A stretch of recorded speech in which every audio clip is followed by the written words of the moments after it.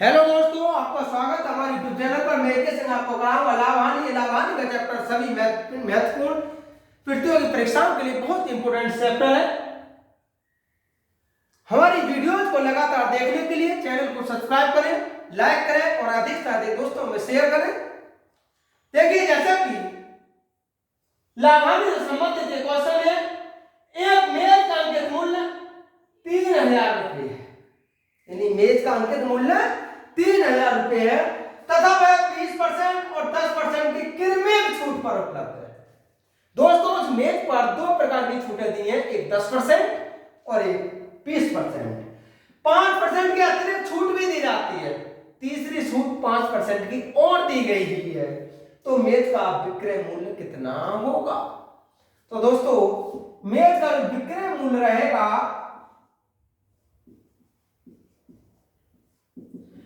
कुल कीमत कितनी अंकित मूल्य इसका 3000 रुपये।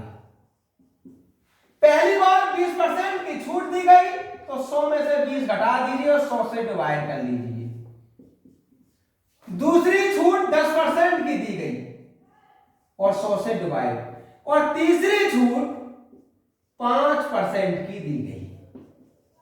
भाई, जितनी छूट दी है सारी छूट हम 100 में से घटा दें, तो उसने कहा था कि 5% की अतिरिक्त छूट भी दी जाती है।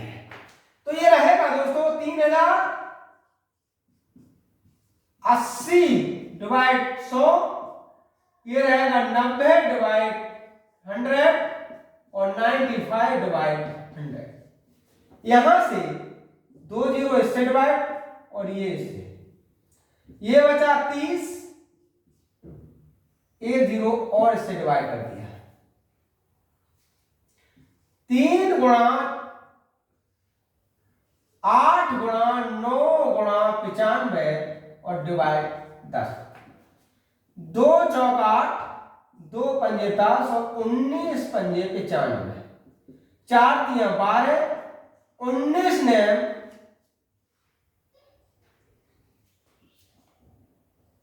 171। इनका गुणा किया, ये हो जाएगा 2052 रुपये। क्वेश्चन ने कहा था बताइए मेज का विक्रय मूल्य क्या होगा? तो दोस्तों, उस मेज का विक्रय मूल्य होगा 2052 रुपये और इसका ऑप्शन नंबर डी करेक्ट होगा।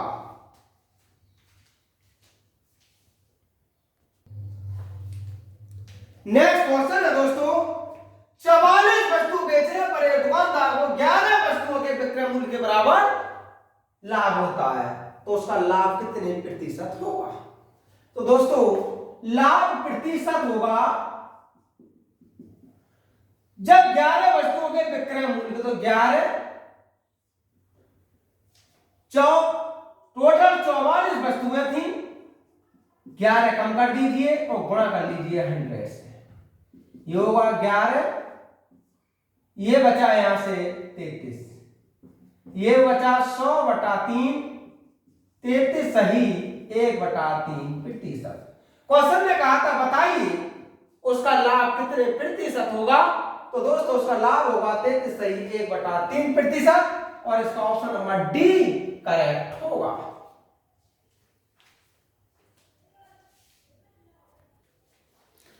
नेक्स्ट क्वेश्चन है दोस्तों, एक वस्तु को 5% हानि पर बेचा जाता है। यदि उसको 55 रुपए 25 पैसे अधिक पर बेचा जाता तो 8% का लाभ होता। बताइए वस्तु का क्रय मूल्य कितना होगा? तो दोस्तों, इस वस्तु का क्रय मूल्य होगा 55 रुपए 25 पैसे अधिक पर बेचा जाता, तो 55 रुपए 25 पैसे गुणा 100, 5% हानि पर बेचा जाता है। लेकिन अगर इस पर भी अधिक इतना लाभ तब होता जब 8% लाभ पर बेचा जाता है। इसका मतलब लाभ और हानि दोनों के बीच का अंतर 55 रुपए 25 पैसे होता। तो ये हो जाएगा 8 + 5, यहां से 55.25 गुणा 100 डिवाइड बाय 13। ये याद रखना है कि अगर दोनों जगह लाभ लाभ या हानि हानि हो रही है तो घटा देते हैं, और यदि लाभ और हानि दोनों जगह अलग अलग हो रहे हैं तो इनके लिए जोड़ देते हैं। ये हो जाएगा 5525 डिवाइड 13, 13 चौका 52, 13 दूनी 26, 13 पंजे 65। क्वेश्चन में कहा था बताइए वस्तु का क्रय मूल्य कितना होगा। तो दोस्तों उस वस्तु का क्रय मूल्य होगा 425 रुपए।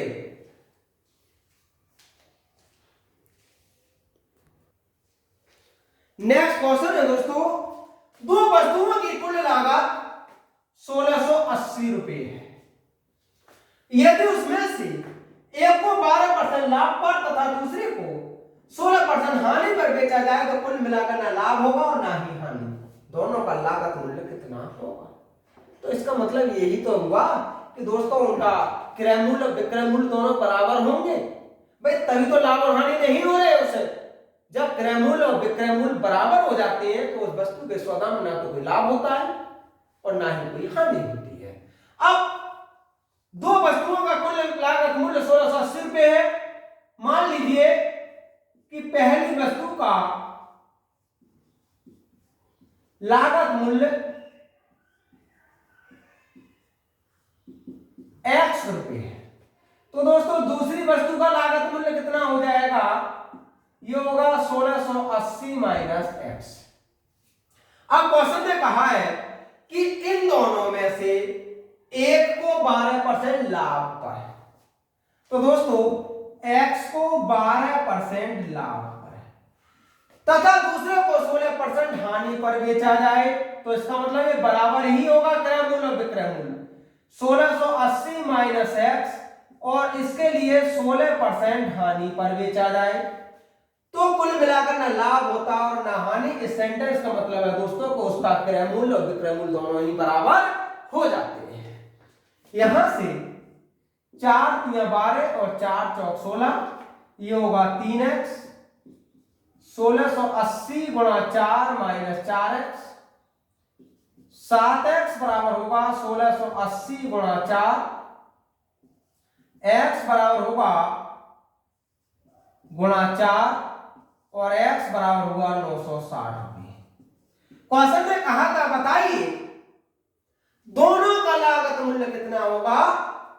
तो दोस्तों पहली वस्तु का लागत मूल्य तो होगा 960 रुपये और दूसरी का लागत मूल्य होगा 1680 में से 960 घटा दीजिएगा, ये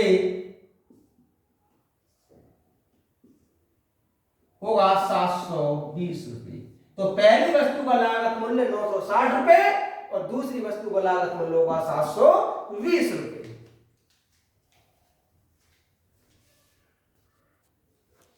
नेक्स्ट क्वेश्चन है दोस्तों, एक वॉशिंग मशीन का अंकित मूल्य 12,000 रुपये है। एक व्यक्ति उसे 10% और 20% की कीमत में छूट पर खरीदता है। यदि वह उसे 10,800 रुपये में बेचे तो उसे कितने प्रतिशत का लाभ या हानि होगी। तो पहले ये तय तो कर ले कि दोस्तों उस वॉशिंग मशीन का क्रय मूल्य कितना है, क्योंकि अंकित मूल्य ही तो 12,000 रुपये है, परंतु उस पर 10% और 20% की तो दो छूट भी मिली है, तब इसका क्रय मूल्य क्या होगा। क्रय मूल्य रहेगा 12,000 गुणा पहली छूट 10% की मिली तो 90/100, दूसरी छूट 20% की मिली तो ये हो जाएगा 80/100। 120, 8 9 72, यहां से हो जाएगा 8,640 रुपये। अब क्वेश्चन ये कह रहा है यदि उसे 10,800 रुपये में बेच दिया जाए। अरे भाई वॉशिंग मशीन 8,640 रुपये में खरीदी गई थी, 10,800 रुपये में बेची जा रही है, लाभ तो होगा। तो इसका जो लाभ रहेगा ये रहेगा विक्रय मूल्य माइनस क्रय मूल्य डिवाइड क्रय मूल्य और मल्टीप्लाई कर लीजिए 100 से। यहां से अगर हम 10,800 में से 8,640 घटा दें तो 6 यहां से बचेगा 1 और 2, ये बचा 2160 गुणा 100 और डिवाइड 8640, ये हो जाएगा दोस्तों 25%, क्योंकि ये 4 बार और 4 से ये काटेंगे तो 25। क्वेश्चन ने कहा था बताइए उसे कितने प्रतिशत का लाभ या हानि होगी जब 8640 रुपए में खरीदी गई वॉशिंग मशीन 10,800 रुपए में बेची जाएगी तो उसे लाभ होगा। तो इसका मतलब उसे 25% का लाभ होगा।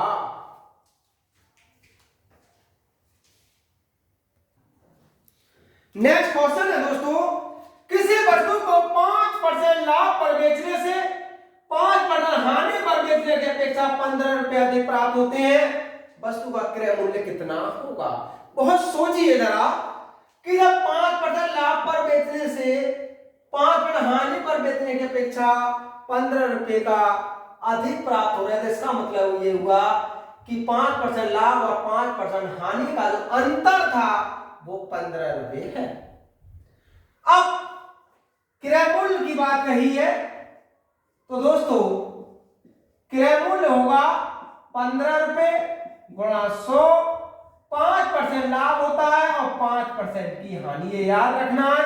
अगर दोनों जगह लाभ हो रहा हो तो डिफरेंस कर देते हैं, दोनों जगह हानि हो रही हो तब भी डिफरेंस कर देते हैं, और यदि एक जगह लाभ और एक जगह हानि हो रही हो तब यहां ऐड कर देते हैं। 15 गुणा 100 और ये हुआ 10, इसका मतलब हुआ 150 रुपए। तो दोस्तों उस वस्तु का क्रय मूल्य था 150 रुपए।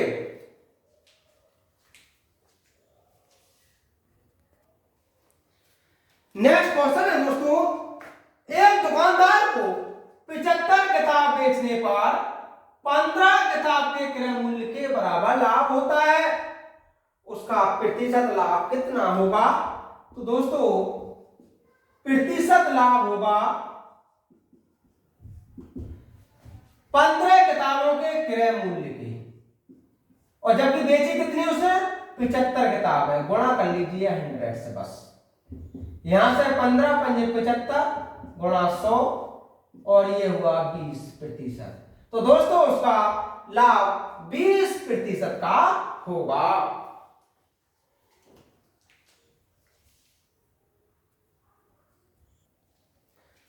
नेक्स्ट क्वेश्चन है दोस्तों, एक व्यक्ति एक वस्तु उसकी कीमत के 3/4 मूल्य पर खरीदकर उसकी कीमत से 50% अधिक पर बेचता है, क्रय मूल्य पर उसका प्रतिशत लाभ क्या होगा। तो पहले ये देखो उसकी कीमत कितनी होगी। अगर मान लीजिए वस्तु की कीमत 100 रुपए थी, तो दोस्तों उसने कहा 3/4 मूल्य पर खरीदकर, तो क्रय मूल्य कितना होगा। 100 का 3/4 और ये होगा 75 रुपए। 100 रुपए कीमत थी, 75 रुपए में हमने वस्तु को खरीद लिया और 50 अधिक पर बेच दिया, तो दोस्तों इसका विक्रय मूल्य कितना होगा।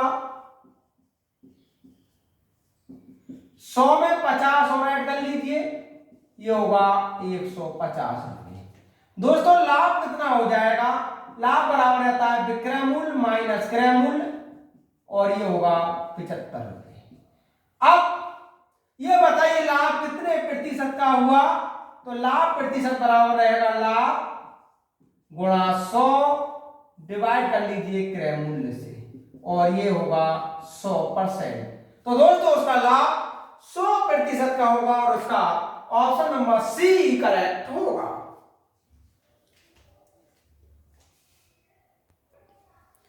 नेक्स्ट क्वेश्चन है दोस्तों, जो ने कार खरीदकर उसका 10% खर्च कर मरम्मत करवाया और कार को 13,200 रुपए में बेचकर 20% का लाभ कमाया, बताइए कार की मरम्मत पर कितनी राशि खर्च की गई। तो पहले ये ज्ञात कर लो दोस्तों कि वो कार कितने की खरीदी थी, क्योंकि उसने क्रय मूल्य का ही 10% मरम्मत पर लगाया है। तो कार का क्रय मूल्य क्या रहा होगा, 13,200 रुपए में बेच दिया 20% लाभ पर, तो 100/20, लेकिन 10% रुपया और खर्च कर दिया था तो ये हो जाएगा 100/110।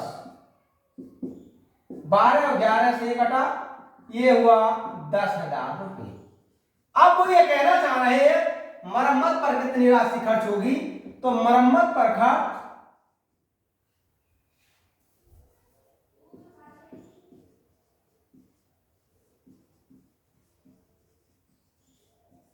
इस 10,000 रुपए का 10% उसने मरम्मत पर खर्च किया। तो मरम्मत पर खर्च किया था दोस्तों उसने 1,000 रुपए, और इसका ऑप्शन नंबर बी करेक्ट होगा।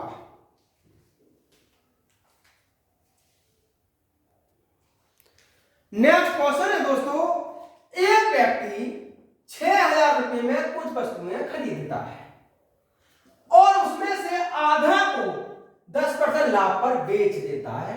शेष वस्तुओं को वह कितने प्रतिशत लाभ पर बेचे कि उसे 25% का लाभ हो।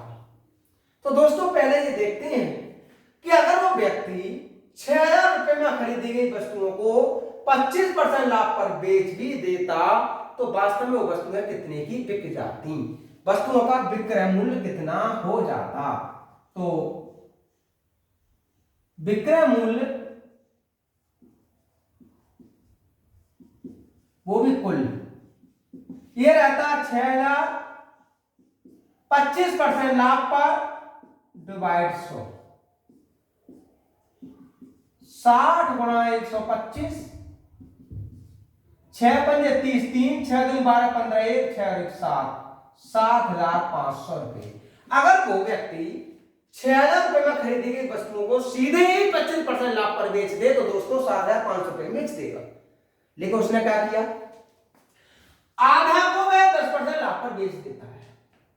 जब आधा को 10% लाभ पर बेचता है, वास्तव ये देखो दोस्तों आधा बिकती कितने में है, तो आधे भाग का मूल्य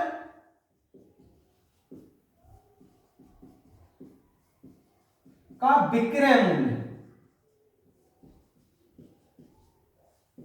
आधा का मतलब हुआ 6,000 में से कितनी बची 3,000, और 10% लाभ पर इसे बेचता है। 11 तिया 33, 3,300 रुपये। आधा को वह 3,300 रुपये में बेच देता है। अब शेष आधे भाग का विक्रय मूल्य कितना रहा होगा, शेष का विक्रय मूल्य ये रहेगा, कुल तो हमारा 7,500 में बिक जाती वस्तुएं, लेकिन 3,300 में बिक चुकी है तो ये बचा 4,200 रुपये। इसका मतलब शेष आधे भाग जो बचा हुआ है दोस्तों वो 4,200 रुपये में बिक जाएगा। अब उसने कहा ये बताओ कि वह कितने प्रतिशत लाभ पर बेचे इस शेष वस्तुओं को, तो प्रतिशत लाभ रहेगा 4,200 माइनस 3,300, 4,200 माइनस आधी वस्तुओं की उसने बात करी है, तब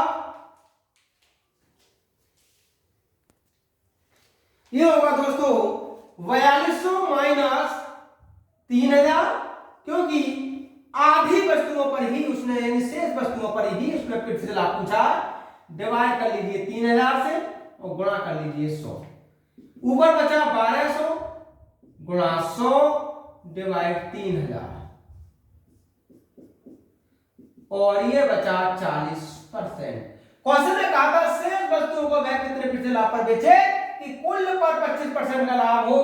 तो दोस्तों शेष वस्तुओं को अगर वो 40% लाभ पर बेच देगा तो उसे कुल पर 25% का लाभ हो जाएगा।